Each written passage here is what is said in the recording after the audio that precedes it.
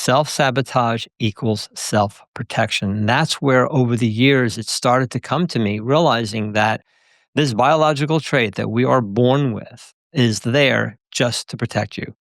There's nothing wrong with you. Welcome to the Lara Jane Layton Show.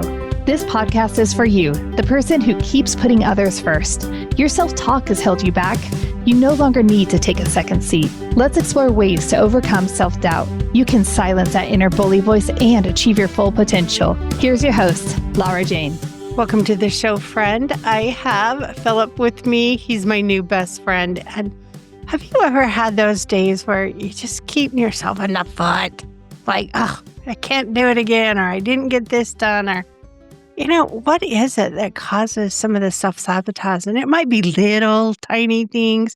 It could be huge, and I could be totally stuck in my career, or have those employees that are doing it like, oh, this guy would be so good if he'd just quit doing this thing.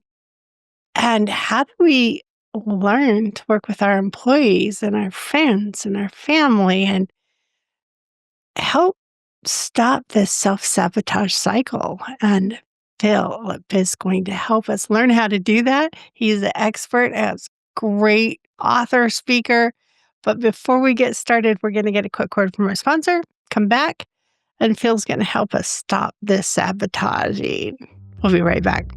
This is Adam Adams, co-founder of Optimized LLC, where we take the guesswork out of your health. If you're feeling exhausted, struggling with weight, or just not feeling yourself anymore, your hormones might be the problem. And that's why we test, not guess, analyzing your blood work to pinpoint exactly what's holding you back. At Optimized LLC, we help you rebalance your hormones, boost energy, and reclaim your life. Don't settle for normal. Aim for optimized. Just go to optimized.com to book your free introductory coaching call. It's a free call to help you take the first step toward feeling your best. All right, Phil, the information about you is in the show notes. And so here, help me stop self-sabotaging. I doubt myself, and sometimes I don't even get off the starting blocks. How do I get going?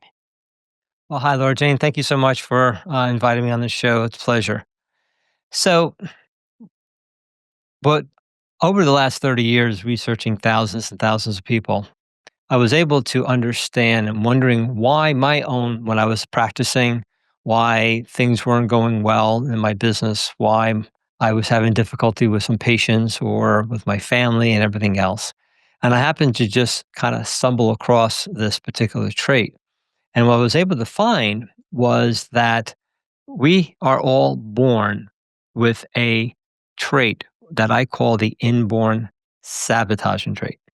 It doesn't undermine us, but it actually protects us from the very success that you're seeking, because that success subconsciously is more painful to achieve and to sustain. So we go back doing the same thing over and over again. And when I first found that, I was like, there's no way. This is too simple. So my reputation being very important to me, I went out to try to disprove it.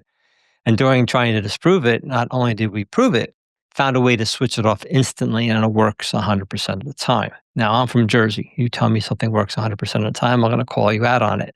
But that's why doing the researching of thousands of people over the 30 years, no one's ever proven this wrong. Well, and that sounds too good to be true. So convince me. I would love, I think we all self-sabotage in a way. Some people really they're just stuck in life completely. And others of it's maybe just a portion of our lives. Maybe it's our health and fitness that we sabotage, or maybe it's our ability to learn new things. Like we always say, I'm an old dog. I can't learn any new tricks. So how do I turn those self-doubting words off? Well, they're there and they're very important. You never want to get rid of self-sabotage.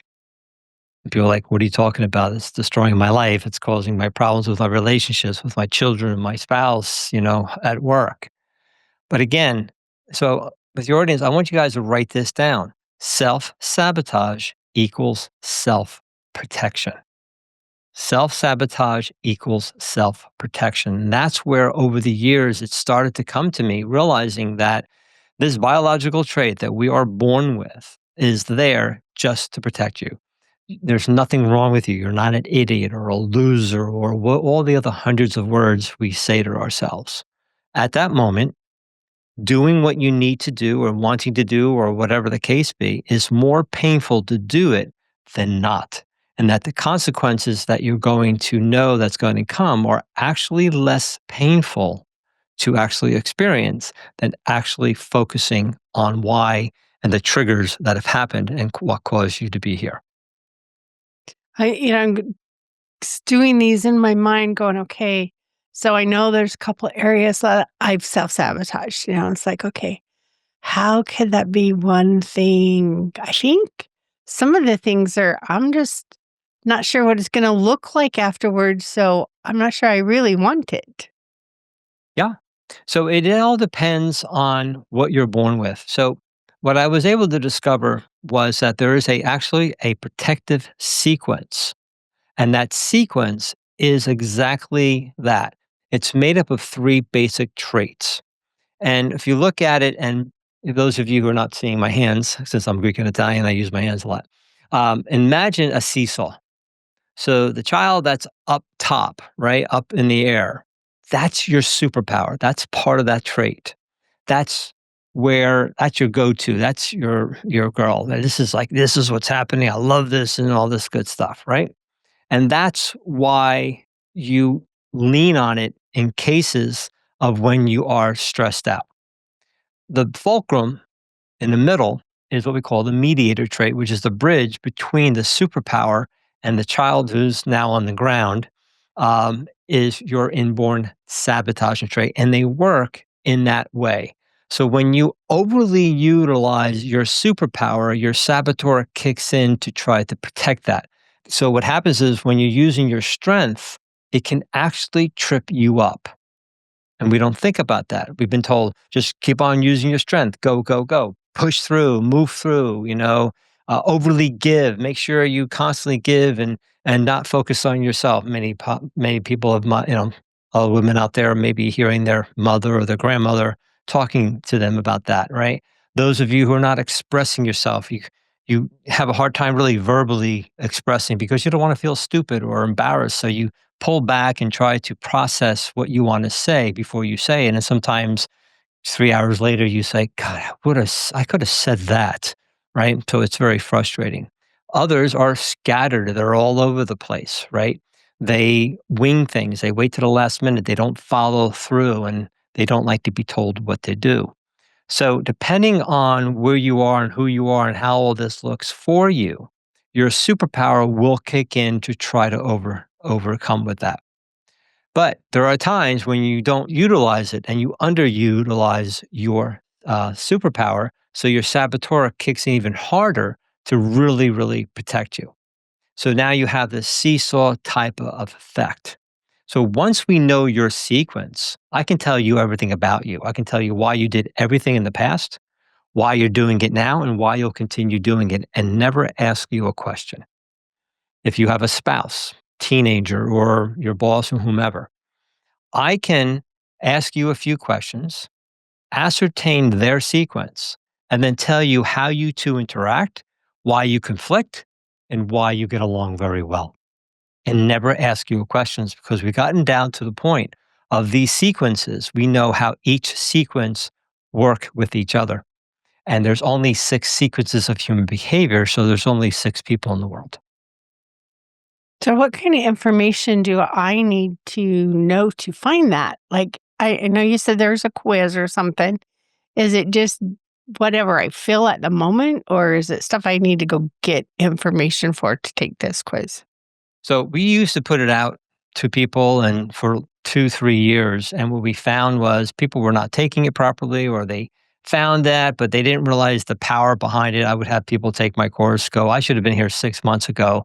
This really messed me up because I just thought this was it. Right. So we took that away and made sure we put it in our courses so that people, when they do it, they have videos and other things and consults and coaching to understand how this all works. Because it's very simple, but people can make it complicated because of basically what they discovered, and through their therapies and other things like that. So Once the person understands that sequence, that's what they were born with. That's what we found out. It's back when you're a baby to coming up. So how do I know that? Because I've been working with this 30 years. I've seen, working with children, even my own grandchildren right now, I have 7, and seeing that, all right, over the years as they're growing up, we can see that this was always with them. And then helping my stepchildren and my children to understand this is how you deal with this child because this is how they're sequenced. In other words, have you ever had a teenager who is kind of rebellious, right? And no matter what you say or what you do, you can't get through to them and you're freaking out on that because you're trying to protect them from hurting themselves and also protecting you from what they may do that can cause this whole cascade of problems, right? Imagine knowing their sequence, knowing exactly why they're going through what they're going through, and then using subconscious words that are particular to their saboteur. You can start shifting them and helping them to understand where you are. We've seen child parent relationships really do well within the first few days by just helping the parent understand what they're doing, don't freak out about it, and it's come in a more neutral way. And we see it really work very well. Okay, so I have to take a course to do this. Um, is there a way to at least move forward without engaging in a long class? So, um, the only way to do that, because there's nothing like this in the world, and what we teach is no one else is teaching. So that's why understanding the nomenclature and understanding these certain words that work with you causes you to understand. That's why we created a membership, which is at a very low cost. So we have a group coaching course as well that we work with business owners, executives, sales professionals as well, more on a one-on-one and a group coaching type of situation.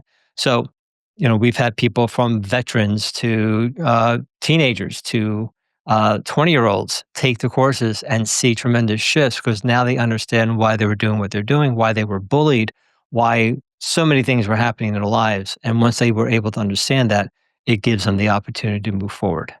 Sounds great.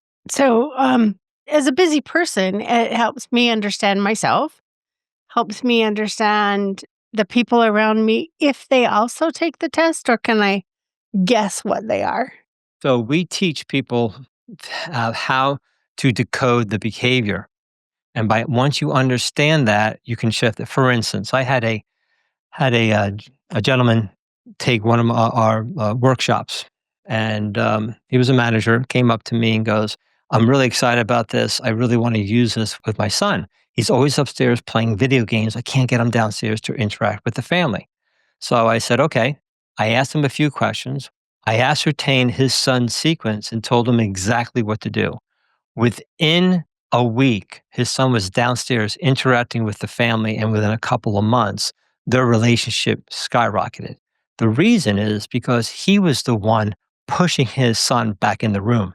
He was making fun of him. He was doing the things that what motivated him as a child to get successful, but it backfired him because he didn't know how his son was reacting. Once he used what we call the antidote is the exact opposite to your saboteur, the inborn sabotaging trait. That once you use your antidote, it is impossible to self sabotage yourself. So as he started doing that, the relationships, everything started doing well. And then because your professional life and your personal life are one, he saw that the same sequence, what he was doing to his son, he was doing the same thing in his business, to his clients, to his staff, and things like that. So as he started to shift that as well, his business skyrocketed because then he understood why he was protecting himself, why his behaviors were the way they were. And by finding that out and then understanding his staff and other things like that, he was able to really see where the blockages he had with his business, with his personal life, and with himself. And I'm thinking one of the major traits that the people in my circle are is they give up their own personal time. And I was like, oh, I got to go help so and so, so I'm going to give up my time. Is that something that's changeable, where we can So, start putting ourselves first? absolutely. So those 6 sequences, there's only 3 inborn sabotaging traits. The one that you are describing is what we call the supplier saboteur. This is the person that overly gives. They focus on everybody else's feelings so they don't have to focus on theirs. If they misunderstood selfishness for self-nourishment. So they feel that they have to constantly give value to everybody else because they don't feel the value within themselves. And once they start understanding the antidote, which allows them to start bringing that value to them, showing that selfishness is not self-nourishing, selfishness is not self-nourishing, then they start seeing a difference between that give and take. They don't feel resentful because as I give, and people don't give back in the reciprocal way, they can become resentful. So they go to the other extreme. So they're overgiving, and now they're like, you know what? You're taking advantage of me. I've had it. Forget you. And then they go to the other extreme and then overtake for themselves, which is uncomfortable for them. And then after a while, they'll feel guilty and then go back and overly give. These are the business owners that are giving their products for free to show them, hey, maybe by you looking at it, you'll see the value and then you'll pay me. That doesn't happen because when you do that, you are subconsciously showing that you are devaluing yourself. So they don't do that. So through your actions, you actually are telling people it's okay to devalue me. So by what them understanding and how their superpower and the other 2 traits kick in, they then understand, wow, it's okay to give to myself. It's okay to say no to mom when, mom's asking, can you come over here and help me through this? Right? They will drop everything and go to mom because that's what they feel they have to do. If not, they're a horrible daughter, right? So once they realize it's not that case, we had a CEO that on the course as she was talking, she says, I got to go. And I said, oh, okay. Everything okay? She goes, yeah, my son forgot his sneakers. And I just sat there and went, interesting. So when she came back, we talked about it, and she realized that when she gave her the sneakers to the kid, to her child, and then it was like, "Oh, you don't have to do that, mom. It's okay." And she just looked at them. She's like, "Oh my god, I just had this reaction that I had to take care of my child because they had the sneakers." And then she would have this catastrophizing thoughts. They're going to get made fun of. They're going to be in this. They're going to get detention and all the other stuff. So once she started realizing it was just kind of like that protective, because she wanted to not only protect her child, she wanted to protect herself because she didn't want to be known as a bad mom from her child or everybody else around them. So that particular trait is key to where they're overgiving and they need to take back to self-nourish themselves because it's essential. Hmm. What are the other two self-sabotagers? The other one is what we call the director saboteur. The director saboteur is one who is scattered. They're all over the place. They wing things. They have the ability to not take accountability or responsibility for things, and they'll wait to the last minute to get things done. So they're in that scattered moment, but they can go to the other extreme and then get hyper focused. All right, I got to get this done. And 2 days later, they emerge because they have a time distortion. What they think is going to take 2 hours takes 2 minutes and vice versa. So then they emerge and then they go, oh my goodness, I didn't time management. I got all this stuff. And then they go back and they're scattered all over again. And they go back and forth between scatteredness and hyper focus on the extremes. Just like the supplier goes back from overgiving to overtaking. So the supplier needs to understand how to give and take in a more balanced way. The director needs to understand how to direct themselves, their thoughts, and their focus in a much more balanced way instead of the all or none situation. The communicator I've sabotage. done that one a lot too. Right. Exactly. Can I have all Exactly. three of these? Well, see, here's the key. You have all 3 within you. But once we take those 3 and place them in the sequence, depending on what position they are sitting in the seesaw, will depend on how you react to certain things. And then you'll come back to that one saboteur, that one thing, that one domino is the reason why you are experiencing what you do. And I'll give you an analogy once I express to you the communicator saboteur. Okay. The communicator saboteur is a person who is not verbal. They listen very well, but they don't really speak up. They kind of over process. They're not that pressure cooker that all of a sudden explodes after they've held things in over and over again. They fear confrontation because they want to feel stupid or embarrassed. So they pull back and they don't express. They don't talk on meetings. They don't, I had a business owner who didn't even talk um, in his own staff meetings. And once he started to express himself, people come up to him and goes, "That's brilliant, boss." And they weren't just brown nosing him; they were actually true. And he realized, "Oh my goodness, all these years I didn't express my brilliance." And then they can go to the other extreme and just that pressure cooker kicks in, express themselves, or still not express and tell the person they're an idiot under their breath, and then go back and clam up and withdraw. So those are the three basic saboteurs. So depending on who you are, it will depend on how the protective sequence kicks in. So imagine the domino masters. They set up this elaborate setup of dominoes, and you push this one domino and goes, "Shh," and let's say red balloons are released. What's the last thing you see? The balloons. The balloons is the imposter syndrome, your procrastination, your over talking, your overthinking, not getting things done. All the other things that you do and see last. So what do? You take your coping methods and put them where? You put them on the balloons, not the one domino that started it all. So what's easier? Hold down all the balloons or stop pushing the one domino. That one domino is the inborn sabotaging trait that creates every negative emotion that you experience that leads to frustration and desperation. Because you're sitting there wanting fireworks, but it keeps on coming red balloons no matter what you do.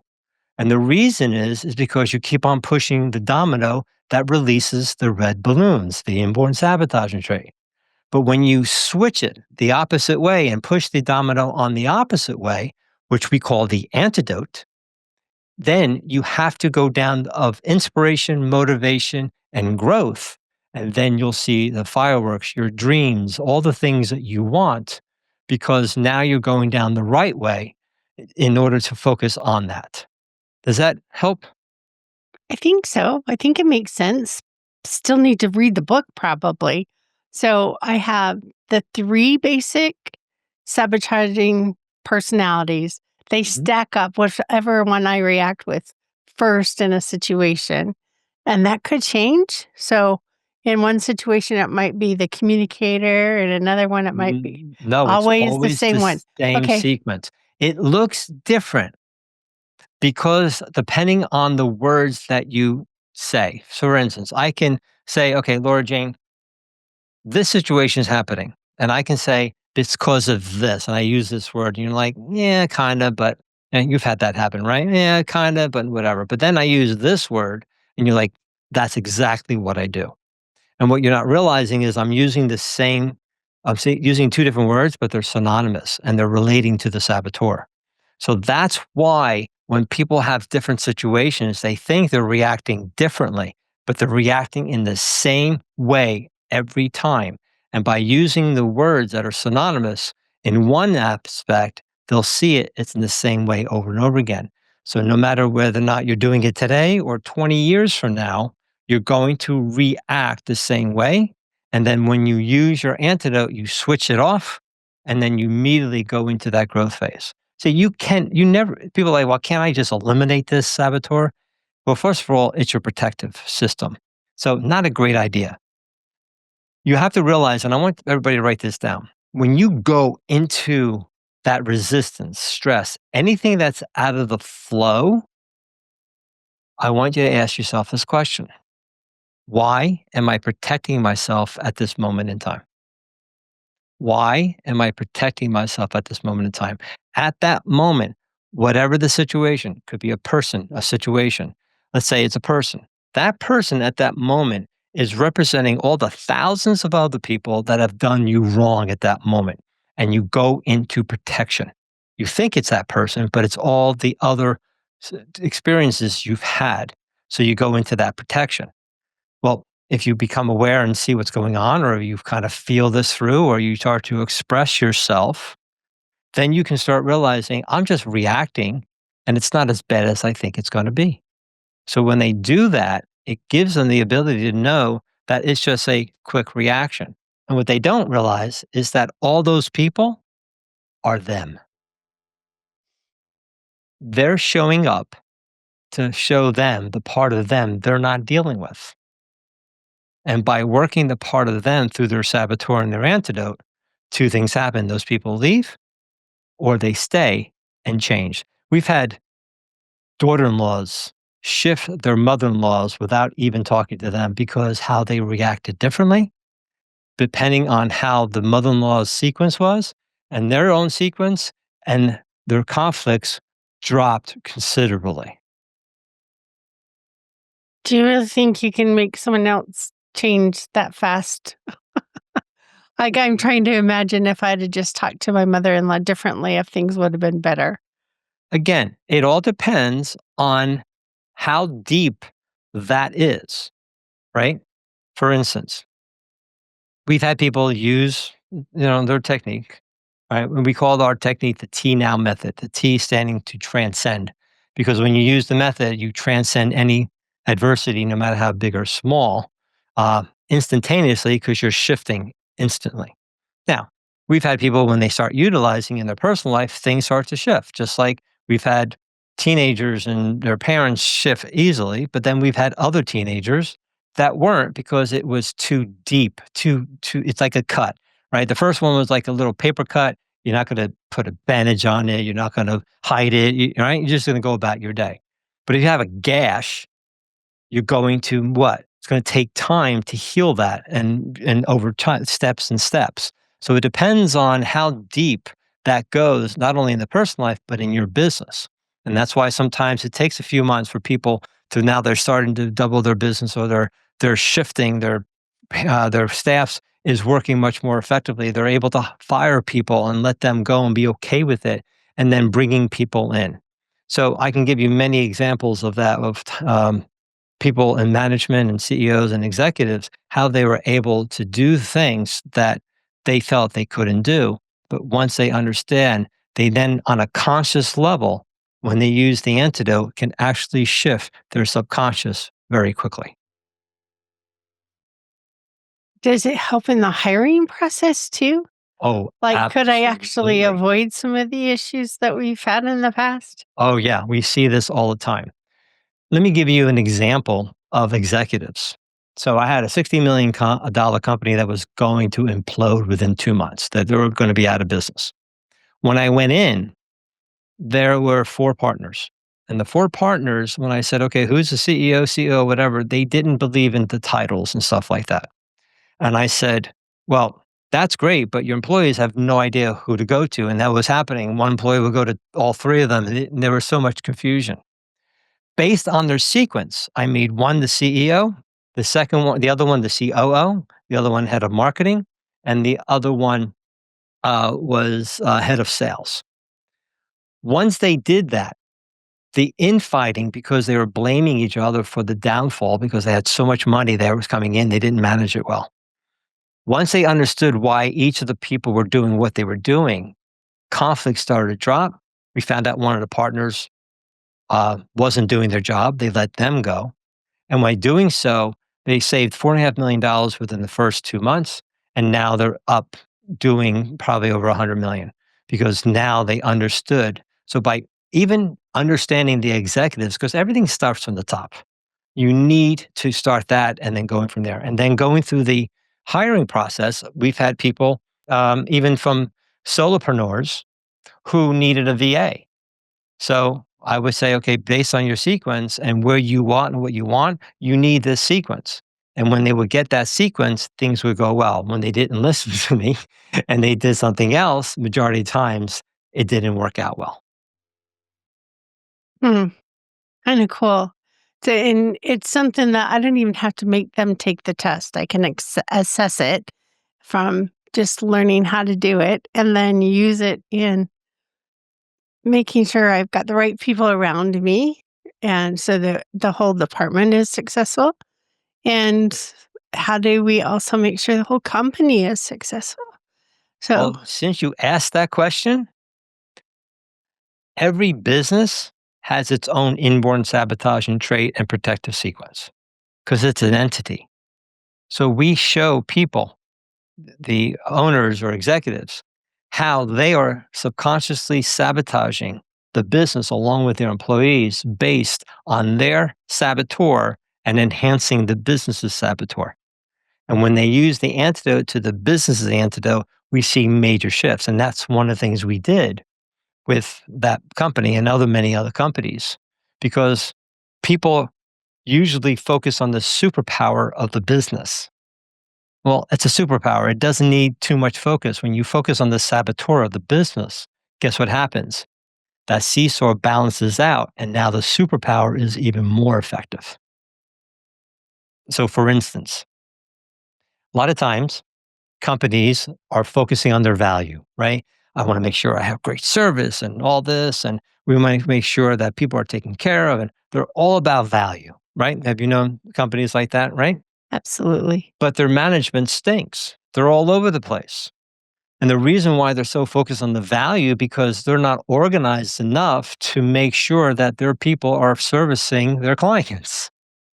So when you focus on the antidote and the saboteur and things become less chaotic and everything else, then guess what happens? They can serve their people more effectively and it balances out. And now their value of that company becomes even greater because they put the other two traits into play and balance them out. Balance is great, and I think understanding both sides is going to be important, and having them work together, that sounds fun. But is there 6 sides when all this is done? If I have 3 saboteurs, do I need 3 different antidotes? Yes. So each saboteur has a different antidote. And when they understand it, it's so simple, but when they go deeper and deeper and deeper, the power comes into play because then they see how to use it with different words and things like that. But yes, that's depending on what you're born with. If you have a particular sequence and you are a director saboteur, when you use that antidote, that protective sequence shifts into what we call the growth sequence. You start to grow, you start to expand. Now, do you expand like immediately, and keep on growing, growing? No, that's dumb. It's saying, well, I want my heart to expand and not contract, and vice versa. You'll be dead. So when you start to release your personal professional power and you hit that wall, your saboteur kicks in to protect you. Now, imagine as you're growing and you hit that wall because you're uncomfortable. Something's right. You're going to be speaking on a great podcast and you're freaking out because maybe you're not as ready as you thought you were, or whatever the case may be, or your business doubled and now you can't handle all of that. And what happens? We do things and contract. But imagine as you're starting to contract, knowing exactly why you're contracting through your sequence, and then using the antidote instantly, you immediately go into growth. Now you're doing contraction a little bit more. Now you're going into that expansion by contraction to expansion, contraction to expansion in order for you to grow. I had a dentist. After 4 months, he quadrupled his practice. One week we get on and he says, I don't know. I said, what's going on? He goes, I don't know. Business is down. I said, are you kidding me? In a loving way. I said, you just had major growth. Don't you think contraction is a good thing? Because now it's going to take time to see that expansion. Did you have any cracks going on? And then when they did, the managers and he looked at what was happening over those few months, there were cracks that they would have missed if they didn't have the contraction or the whereabouts of saying, okay, great, we're going to the contraction. What's that mean? How can we patch up things, or is everything running smoothly so that more expansion can come into play? I like the idea of being able to expand, and I don't mind the 1 step back and 2 steps forward. It's like it's okay to kind of get that rest and that re energy to move forward again. So I'm good with that. Yeah. Taking a break and moving forward at your own pace. But how do I make sure that I don't fall backwards? Mhm. And that's what the antidote helps you to do. When you understand, when you go into that contraction, majority of people go into it's a detriment. What's going on? What? Oh my God. My business is going to fail by tomorrow, which is not going to, right? We go into that catastrophizing situation. So when you go into that contraction, it's like, okay, how is this benefiting me? Write that down. How is this benefiting me, my employees, my company at this moment in time? And when you shift into the benefit, not the detriment, because they're both there at the exact same time, it's which side of the coin you want to look at, right? So when things are falling apart, they're also falling together at the exact same time. Depends on where you want to look at it. So when you immediately want to go into the detriment, that's great. What's the detriment? But what's the benefit? It's there for a reason because you asked for it. Let me say that again. You asked for it. See, when I was going through some major stuff, I went through a lot of stuff over the last 20 years. I was like king of self-sabotage because I needed to do and go through what I had to go through in order to discover this. If I never went through the stuff that I went through, and I went through some traumas and other things like that, I would not be here talking to you. I would still be practicing. Okay. So at that moment, when things are not going well, you need to look at where is that not only a detriment, but a benefit. Because when I was going through all that stuff, I used to say, I wonder what gift I'm getting. I wonder what gift I'm getting. I used to say 1,000 times, right? Gee, I wonder what this gift's going to give me. And then I realized later that was the gift. I already had the gift. It was up to me to find the benefit out of it. Because if you're praying and meditating, how many times have you prayed for something and something bad happened? Well, I'm telling you, we see this consistently. That bad thing was exactly what you needed, but you're focused all on the detriment side compared to how was that beneficial.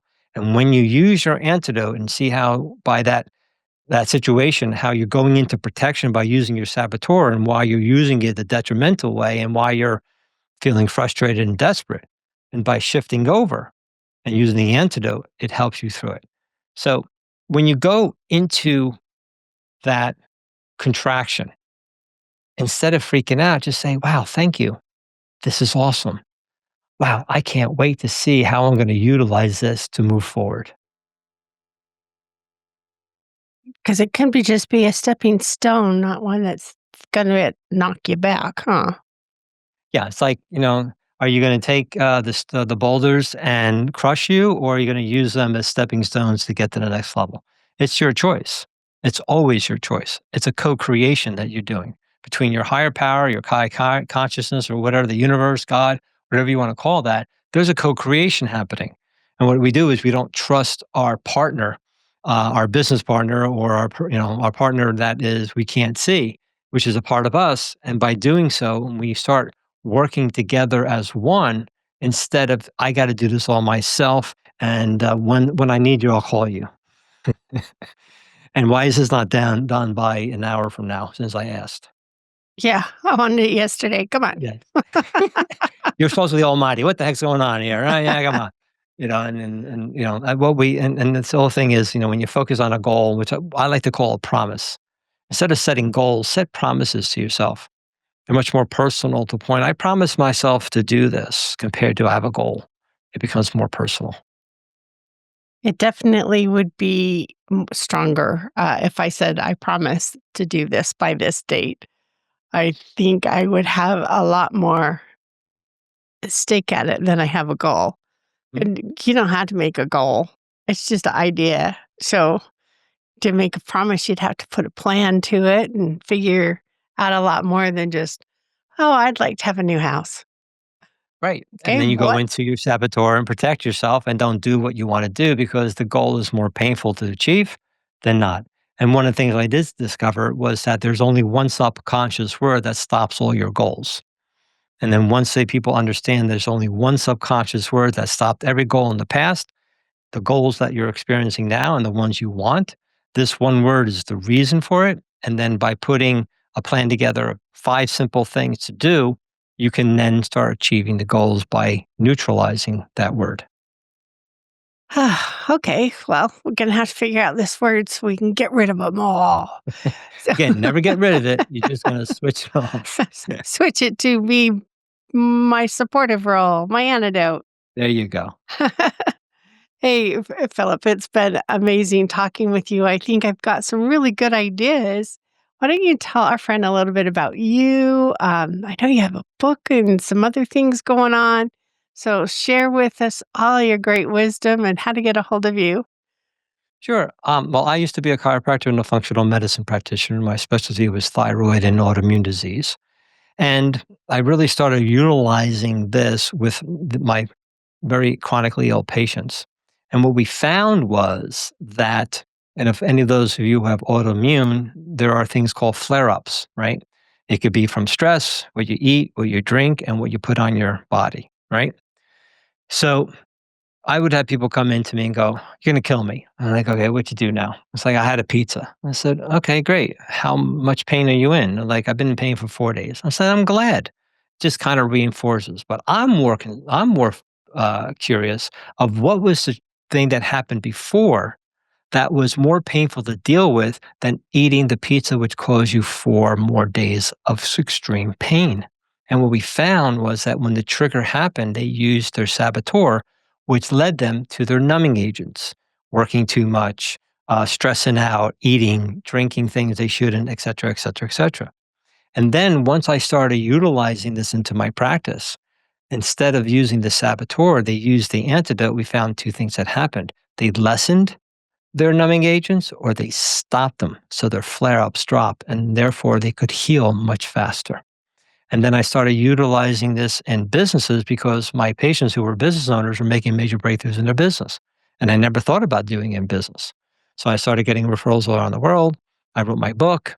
And then from there, about 3 years ago to 4 years ago, I sold my practice, got out, and I'm now doing this full time. How exciting. So, what is the name of your book? So the book is called Life's One Law. It's it's a book about 5 years old. I went back in 2018, I think, or 2019. Wow, it's 7 years. Things are going a little faster. And I want to put it out because I wanted to show people how I was able to discover this over 30 years. And how this all started was that I found 6 steps that nature uses to come back from their storms. Okay. And those 6 steps, that blueprint were the same 6 steps that we use to solve any business or personal problem. So in in the book, I show people different questions and what to do based on those 6 steps. And then later I realized when I took the steps and I put the opposite steps together, it created the 3 basic principles of the universe. That's the director, the supplier, and the communicator, because that's all the universe does. The atoms, the galaxies is direct, supply, and communicate. And then I realized we're made up of the same stuff and that we had those 3. And then based my medical understanding of science and all that, how these traits actually make up our physical body, our mental, our spiritual part as well, and our physical part, then I realized that I call them traits, and that's where it all started to go into play. And then I would go through some major horrific challenges, and from financial ruin to my 71-year-old father having brain tumor, dying 7 months later, and I lost my practice due to a disabilities. I had to close my 15-year-old practice down. And when my mom passed away, I was the sole primary caretaker of my mom. So I fully understand those are out there where I would drop things and go to my mom until I realized I had to sit down with her and go, I can't do this anymore. And I felt, because I'm Greek and Italian, so I was weaned on guilt. Okay. And I realized that I was actually weakening her by doing things. I became the surrogate husband. I didn't realize that because when you're in that situation, you don't realize it. And as I started to sit down and plan it out, going, you can do this, this, and I started getting things get together, it caused me to be able to do what I had to do and not put so much stress on myself and my family, which then caused a major divorce. That was one of the things, but I went through a horrific divorce as well. And one of my daughters almost tried to commit suicide. They said that 10 minutes later, if my ex came home, she would have been dead. And there's much, much more.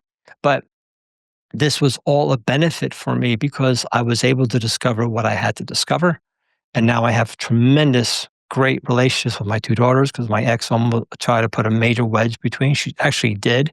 But through the work I had, we were able to heal that. And now no one can ever come between us and my two daughters. So through all this, I was able to do that. And then as time went on after the book, I started creating courses and developing those. And that's why at this moment, we have a membership that is a monthly fee. You get your inborn sabotage and trade an antidote. It's an independent course, or for entrepreneurs, business owners, executive sales professionals, because we teach sales professionals how to increase their closing rates pretty quickly, as well as career-driven people. We have a group coaching course. So I always, so they can go to the tnowmethod.com, the tnowmethod.com, and they have two choices: check out the membership or check out the group coaching. And if you have money and you breathe, you don't get in, because we go through a process to make sure this is really truly for you. And what can we guarantee? Because we guarantee our results. Sounds cool. So, like I ask all my guests, what one thing can we do right now to help us know our sabotagers just a little bit more? First of all, just say it's okay. I want everybody here, just sit for a second. If you're driving, just keep your eyes open. Just say, it's okay. It's okay. Everything that I need is right in front of me. It's within me. Everything.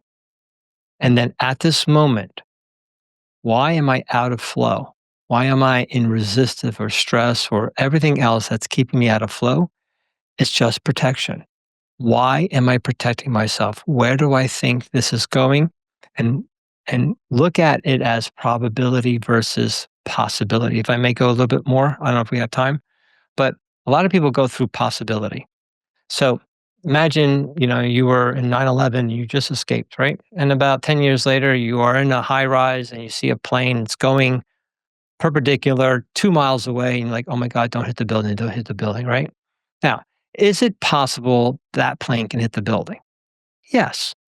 What's the probability? 0 to 0, right? So when you go through something horrific or going through some challenge, the question is, what I think is going to happen, is it a possibility or is it a probability? How is it probable? Is it 50-50, 20-80? So if it's 20% probable, then let's just focus on the 80%, but keep an eye on the 20%. I hope that helped.